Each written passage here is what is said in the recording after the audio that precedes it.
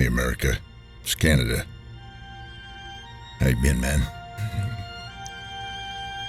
We've always had your back, you know that.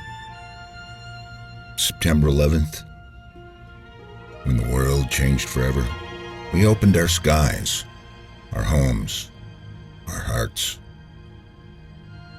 Planes bound for the United States were forced to land in Canada. Thousands of stranded passengers, Americans mostly. We're putting ground stop on everything.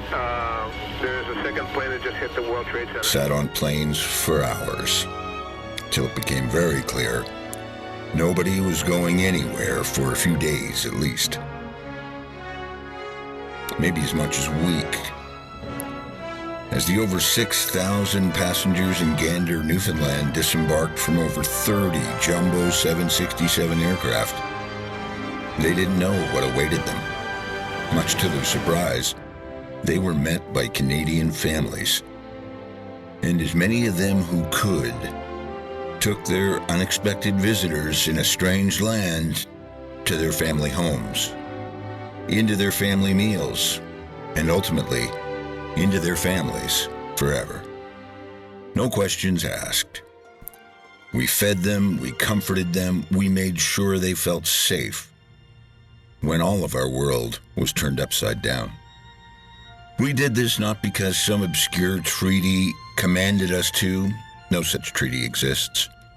We did this not for fame or money or a big check at the end. None would come and we wouldn't have cashed it anyway. We did this because this is what a good neighbor does. Good times and bad, thick and thin. Yes, it does kind of sound like a marriage, I get that, but it's stronger than that kind of marriage. Because what keeps us together, what keeps this so very special, is there's no law binding us together. Oh sure, there's geography, but lots of places on this planet share geography, and very little else. Through every war, every crisis, and every disaster, Canada has stood beside you, not because we had to, but because that's what friends do. And we backed you in every world stage, from World War II to the G7 United Nations. Anywhere, anytime, we had your back. We even brought Timmy's to international meetings, so nobody had to drink that horrible hotel coffee sludge. And when Chinese spy balloons floated over our shared skies, yeah, we helped with that too. Yeah, we get it. You're the big brother. You're always going to be bigger and faster and probably make more money. But we always looked up to you, you know. And we ceded the spotlight to suit your needs, always, and willingly.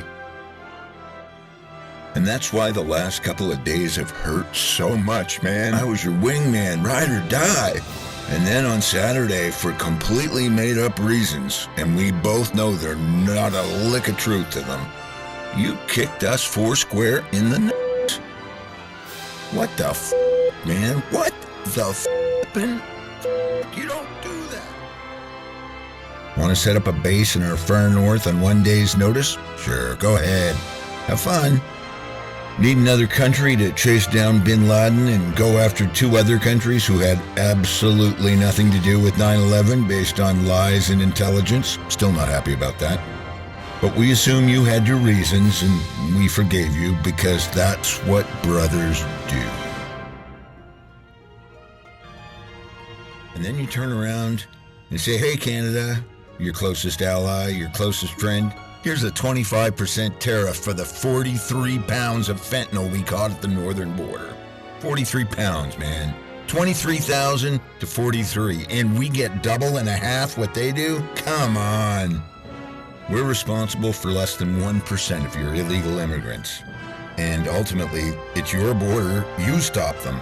We tried our damnedest to keep the fentanyl out, but 43 pounds slipped through. I'm not crazy about that. We hate the shit too. It kills our people too.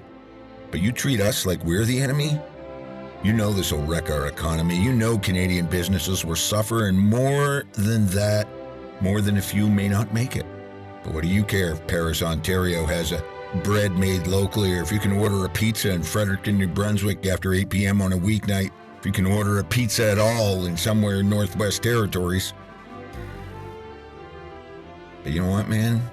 There's still time to fix this. There's still time to call this craziness off.